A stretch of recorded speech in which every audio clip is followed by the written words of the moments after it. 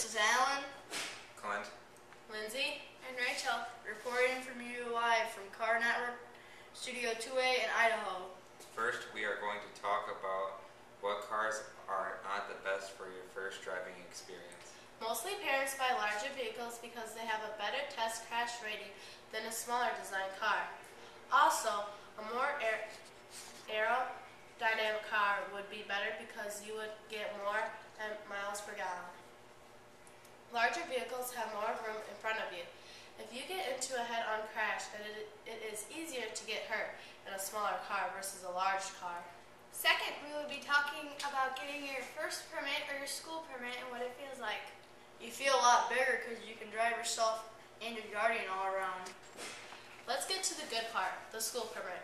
When you get your school permit, you are able to drive to school without riding with a parent or guardian in the stinky, fat, loud, yellow school bus.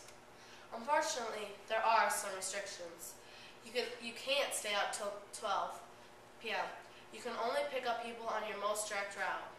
But first, before you can do this, you must take the driver's ed course and pass. I wish I was 14 and able to get my permit and was tall enough to reach pedals and see over the steering wheel. You can only have 4 or less questions wrong on the test, or you will have to retake the test again when you are ready to take the test within a week's time. At the age of 14, you can get your moped license and drive it without a parent because that would be weird. Also, you can drive to school in the spring and fall. It is not very safe to drive it in the winter. A little too cold for that. Did you know that half of car crashes come from teenagers? Oh, well maybe I won't be wanting to drive so soon. Why? What's the worry? I tend to like life. Well, let's talk about why they crash, shall we? Oh boy, this might be a little interesting. These are some of the ways that make accidents happen. Texting, driving under the influence, and driving too fast. Now we'll be talking about driving during the winter.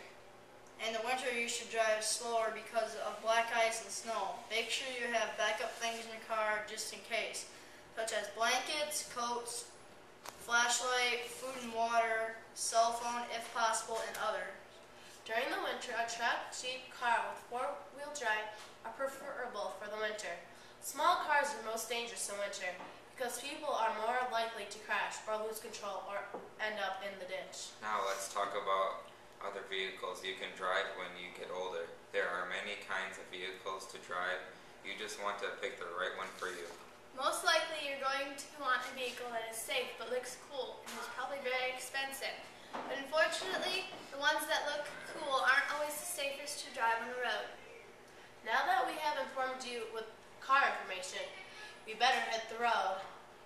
This is CarNetwork reporting to you live from Studio 2A